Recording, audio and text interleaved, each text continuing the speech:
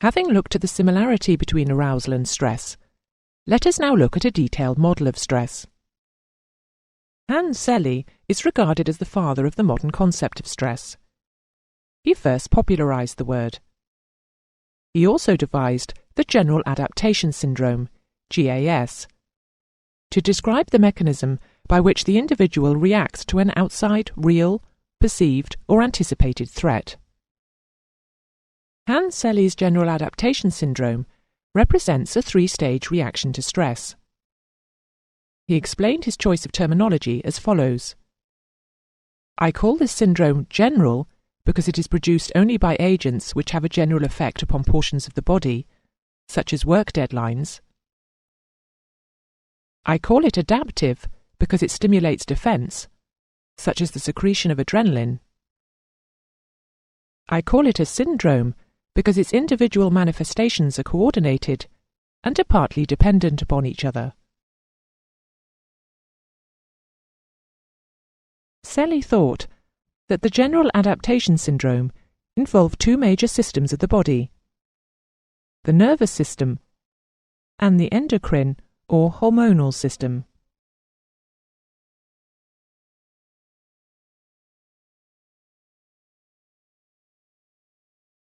The syndrome is triggered by the arousal mechanism, which operates through the autonomic nervous system, ANS, which is considered in the lesson on the general nervous system in Part 1. The autonomic nervous system maintains homeostasis by controlling many of the body's essential functions: respiration, circulation, digestion, and so on, over which we have normally no conscious control.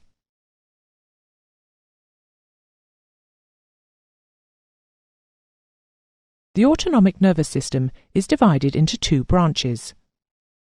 One branch, the sympathetic branch, provides the body with the resources to cope with a new and sudden stress, known as the fight or flight response, and its purpose is to prepare the body and mind for immediate physical activity.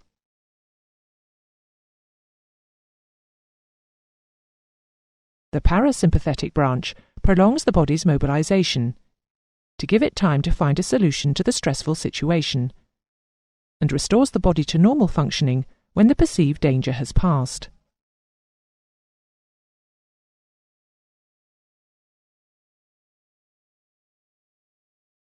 Hans Selye considered that there were three distinct stages in the syndrome, which he called the alarm stage, the resistance stage, and the stage of exhaustion.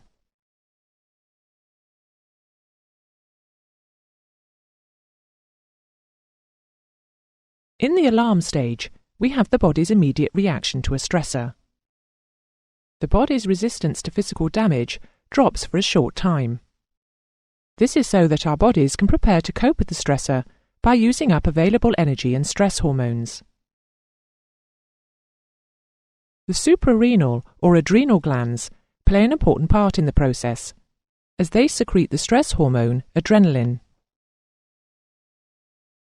This causes a massive release of sugar reserves from the liver and also brings about the following reactions. The pupils of the eye dilate, the flow of saliva is inhibited, the heart rate increases, the rate and depth of breathing increases, the bronchi dilate to allow in more oxygen, peristalsis, the movement of food in the digestive system, is inhibited, bladder contraction is inhibited, blood pressure increases, blood flow to the muscles increases, and muscles are tensed.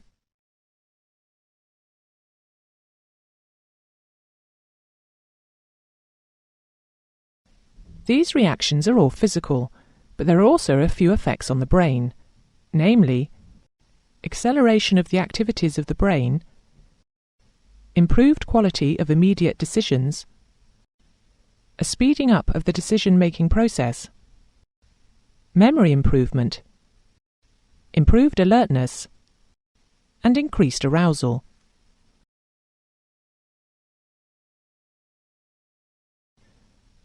The second stage of the General Adaptation Syndrome is the resistance stage.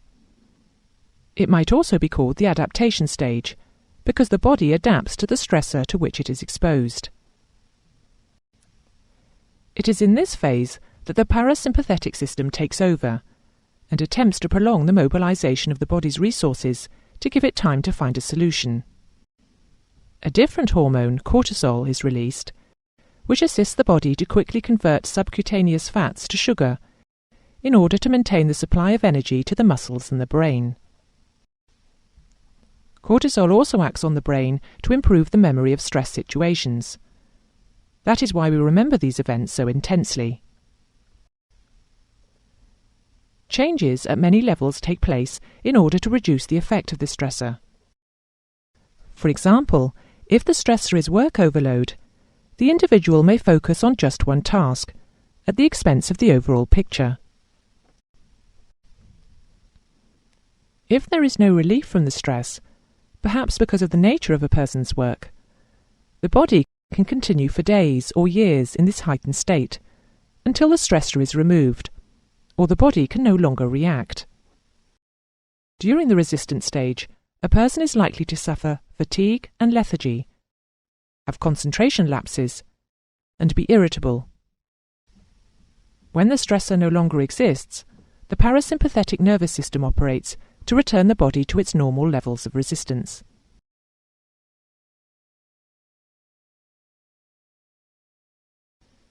If the resistant stage continues, the body may run out of its reserve energy, and immunity to illness will degrade. The body then enters the exhaustion stage. The body experiences adrenal exhaustion. The blood sugar levels decrease as the adrenals become depleted, leading to decreased stress tolerance, progressive mental and physical exhaustion, illness and collapse.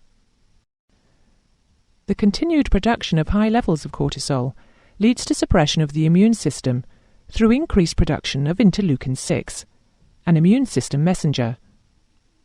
As a result, illness is far more likely. This coincides with research findings that stress and depression have a negative effect on the immune system. For example, the incidence of serious illness, including cancer, is significantly higher among people who have suffered the death of a spouse in the previous year. A common example of this third phase response is the high incidence of death in the first year or so of retirement for those who have not prepared for it, and who have suddenly ended 40 years in a stressful, demanding job without much relaxation.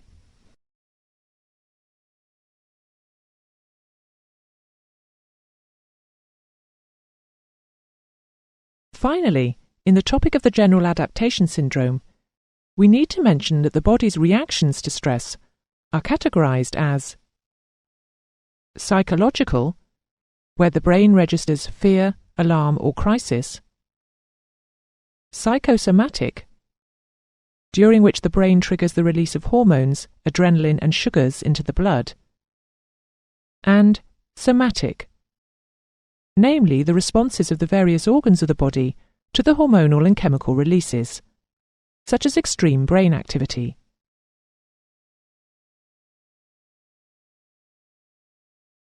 What then causes stress? What is it that causes so much ill health and depression in modern society? Stressors can be categorized as cognitive, organizational, non-professional, physiological, and imaginary. Remember that stress is cumulative, and so a combination of some of the factors shown here may be enough to affect the behavior of a pilot on and off the flight deck. Cognitive stress depends upon a person's knowledge, experience, or skill, and it can occur in a cockpit when a pilot is facing an unexpected problem, such as a broken control cable, for which there is no procedure or guaranteed solution. It can also occur when the solution to the unexpected problem is realized, such as physically reconnecting the two ends of the control cable, but the pilot has insufficient time or is unable to apply the solution, perhaps because the pilot is too close to the ground. When the solution is applied but the results are not as expected, and the problem remains unsolved, then cognitive stress is again likely. Perhaps the reconnected control cable, in our example, has too much slack in it to be effective. The level of cognitive stress which a person suffers depends upon several factors, one of which is the individual's personal character. Is he generally a calm or an excited person? The level of cognitive stress will also depend upon the individual's skill levels. The greater the skill, the lower the cognitive stress. In the lesson on information processing, we see that inadequate skills can lead to qualitative overload. The time available to solve the problem will also cause cognitive stress, as will the complexity of the problem. Trying to process too much information in the time available is called quantitative overload.